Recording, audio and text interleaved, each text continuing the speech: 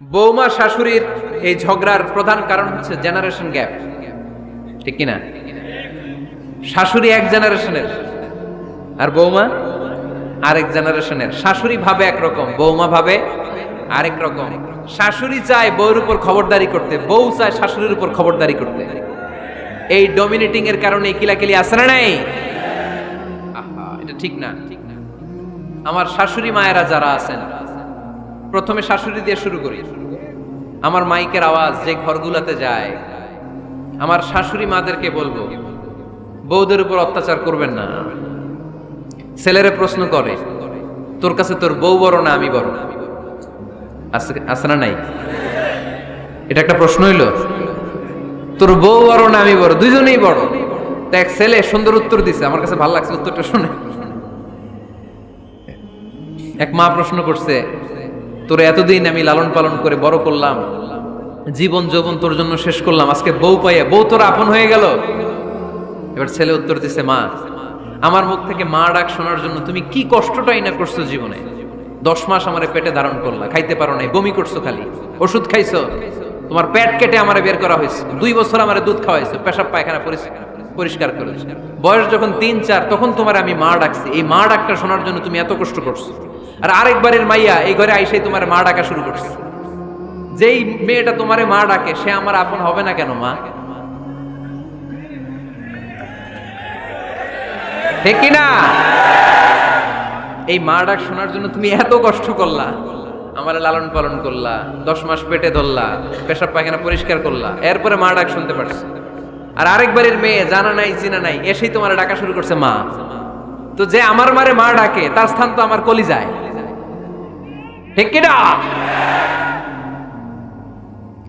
শাশুড়ি আম্মারা যারা আছেন, প্লিজ বৌমাদেরকে কষ্ট দিয়েন না। অনেক শাশুড়ি আছে পান থেকে চুন খসলে রেগে যায়, পদে পদে স্ত্রীর ভুল ধরে, বউয়ের ভুল ধরে, আছে না নাই? এটা করবেন না। সে তো নতুন, আপনার অনেক এক্সপিরিয়েন্স হতে তার সময় লাগবে, তাকে সময় দিন, তাকে ভালোবাসুন, ঠিক কিনা? না বুঝে সামান্যতে বৌমারে বদদোয়া দেয়, এরকম আছে না নাই? কিন্তু বুঝতে চায় না, বৌমারে যদি বদদোয়া দেয় তাহলে তার নিজ ছেলের পরিবারের ক্ষতি, পেটে ধরা যে ছেলে, ছেলের পরিবারের কিন্তু ক্ষতি, তার আপন নাতি নাতনিদেরই ক্ষতি। আওয়াজ করে বলেন ঠিক কিনা? বৌমাকে বদদোয়া দিয়েন না। বৌমাকে নিজের মেয়ের মতো দেখবেন। সমাধান আমি দিচ্ছি, কেমন দেখতে হবে? নিজের মেয়ের মতো। নিজের মেয়ে সকালে ঘুম থেকে ওঠে 11টা, ওইটা সমস্যা নাই। বৌমা কেন উঠলো না, ওইখানেই ঝামেলা, আছে না নাই? মেহেরবানি করে আপনার বৌমাকে আপনার নিজের মেয়ের মতো দেখেন। নিজের মেয়েরে যেমনি আদর করেন তাকেও অমনি আদর করেন। আপনার বৌমারে যদি আপনি কষ্ট দেন, মনে রাখবেন আপনার নিজের মেয়েটাও আরেকবারের বউ হয়ে কয়েকদিন পরে যাবে। আপনি যা যা করবেন আপনার মেয়েকেও তারা ওই রকম কষ্ট দিয়ে বাড়িতে ফিরিয়ে দিবে। চিল্লায় বলেন ঠিক কিনা? খবরদার, টিট ফর ট্যাট, ইট্টি মারলে পাটকেলটি খেতে হয়। এজন্য শাশুড়ি আম্মা জানারা যারা আছেন, বৌমার সাথে খারাপ আচরণ করবেন না মেহেরবানি করে। তাকে আপনি কষ্ট দিলে আপনার নিজের মেয়েটাও আরেক বাড়ির বৌমা হবে, সেও ওই বাড়িতে এই কষ্টগুলো ভোগ করবে। এগুলো যখন আপনি শুনবেন তখন আপনার চোখ দিয়ে পানি পড়বে কি পড়বে না? পড়বে। এবার আসেন বৌমার কথা বলি। বৌমা যারা আছেন মেহেরবানি করে, বৌমা যারা আছেন মেহেরবানি করে আপনার শাশুড়ি আম্মাকে নিজের মায়ের জায়গায় রাখবেন। আপনার বাড়ি ছেড়ে নতুন বাড়িতে আসছেন, তো এটাই তো আপনার বাড়ি। আপনার মা রেখে দিয়ে নতুন মা পাইছেন, এটাই তো আপনার মা। তো ওনাকে মায়ের জায়গায় বসাতে আপনার সমস্যাটা কোথায়? বৌমারা খেয়াল রাখবেন, আপনি আপনার শাশুড়ির সাথে যে আচরণটা করতেছেন, আপনার শেষ বয়সে আপনার ছেলের বিয়ে দেওয়ার পরে যে বৌমাটা আসবে ওই আচরণই আপনাকে ফিরিয়ে দিবে। The nature has its own return. প্রকৃতির একটা মাইর আছে, এটা শেষ মাইর, এটা শেষ খেলা। প্রকৃতির খেলা বড় খেলা। আপনি আপনার শাশুড়ির সাথে যে আচরণ করবেন, আপনার শেষ বয়সে আপনি একদিন শাশুড়ি হবেন, এটা মাথায় রাখবেন। ওই আচরণই আপনি ফিরে পাবেন। আওয়াজ করে বলতে হবে ঠিক কিনা? এজন্য 9 নাম্বার পয়েন্টস হচ্ছে মিউচুয়াল রেসপেক্ট। সবাই যেন সবাইকে ভালোবাসি। দোষ ছাড়া মানুষ নাই, সবার দোষ আছে। আমরা যেন একে অন্যের দোষ না খুঁজি। বৌমারা, আপনাদের কেন যদি আমার মাইকের আওয়াজ যায়, অল্প কিছু টেকনিক অবলম্বন করলে আপনি আপনার শাশুড়ির মন জয় করতে পারবেন। শাশুড়িরা আসলে বেশি কিছু চায় না। আগের জামানার মানুষ তো, এদেরকে ওইভাবে হাত করতে হবে। মাঝে মাঝে একটু শাশুড়ির মাথায় তেল দিয়ে দেন, চুলে তেল দিয়ে দিবেন আর কি, মাঝে মাঝে চুল আসতে দিবেন, এগুলো কিন্তু খুব পছন্দ করে শাশুড়িরা। ওনার প্রেশারটা একটু মেপে দিবেন, ডায়াবেটিক্সের ওষুধটা খাইলো কিনা সময় মতো খোঁজ নেবেন, কি পছন্দ করে খেতে একটু রান্না করে দিবেন।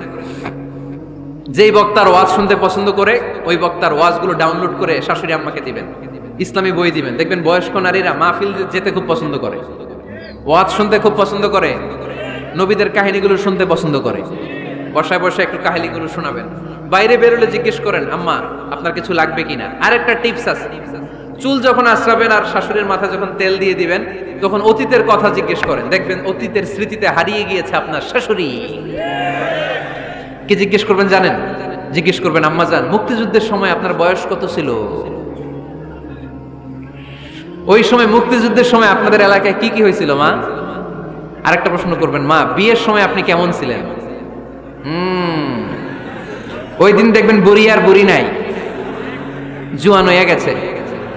ওই দিন বলবে, মা আমি অনেক সুন্দরী ছিলাম, আমার মাথায় অনেক চুল ছিল, আজকে নাই। আমগো গ্রামে আমার সাথে সুন্দরী মাইয়া ছিল না।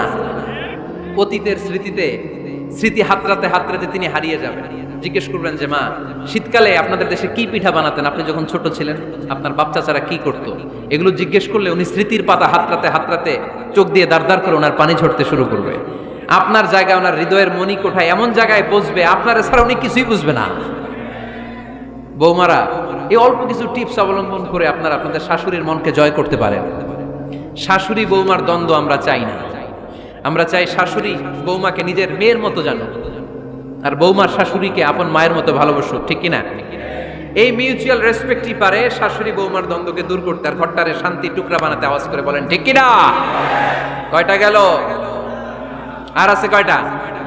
দোয়া করবেন একে অপরের জন্য। দোয়া সাইয়েদনা ইব্রাহিম ফ্যামিলির জন্য দোয়া করতেন, রব্বি জাআলনি মুকিমাস সালাতি ওয়া মিন যুররিয়াতি রব্বানা ওয়া তাকাব্বাল দুআ।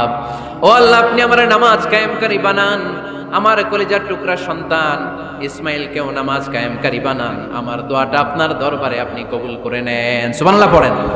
রব্বানা ইন্নী আসকানতু মিন যুররিয়াতি বিওয়াদিন গায়রি যী যারইন ইনদা বাইতিকাল মুহাররাম।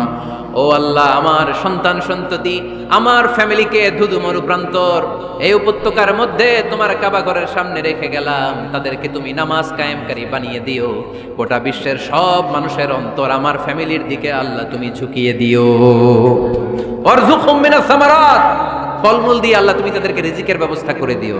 তার মানে সব নবীরা তাদের পরিবারের সদস্যদের জন্য দোয়া করতেন কি করতেন না? আবার কোরআন আমাদেরকে শিখালো, রব্বানা হাব লানা মিন আজওয়াজিনা ওয়া মিন যুররিয়াতিনা কুররাতা আ'য়ুন ওয়াজআলনা লিল মুত্তাকিনা ইমামা। ও আল্লাহ এমন নেককার সন্তান এমন নেককার স্ত্রী আপনি আমাকে দান করেন যাদের দিকে তাকালে আমার চোখ দুইটা ঠান্ডা হয়ে যায়। চক্ষু শীতলকারী স্ত্রী দেন। বিয়ে যাদের হয় নাই, ইয়াং ছেলেরা এই দোয়াটা করবা। বিয়ের জন্য দোয়ার দরকার আছে না নাই? প্রতিদিন এই দোয়া করবা, আল্লাহ এমন স্ত্রী দেন,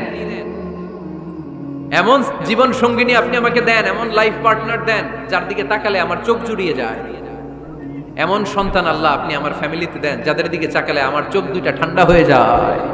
নেককার সন্তান নেককার স্ত্রী আল্লাহর কাছে দোয়া করে চেয়ে নিতে হয়। তাহলে ফ্যামিলি মেম্বার একে অপরের জন্য দোয়ার দরকার আছে না নাই?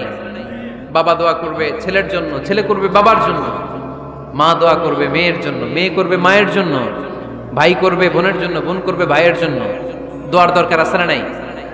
দোয়া করবেন সবাই সবার জন্য। এই যে কোরআনের বঙ্গানুবাদ পাওয়া যায় না এখন, কথা বলেন। স্মার্টফোন আছে কার কার দেখি? হ্যাঁ, কারা কারা স্মার্ট দেখি? হাজার হাজার স্মার্ট, মাশাআল্লাহ। এই স্মার্টফোনের ভেতরে আল কোরআন নামে বাংলায় কোরআনের একটা অ্যাপস পাওয়া যায়। কথা বলেন, পাওয়া যায় কি যায় না?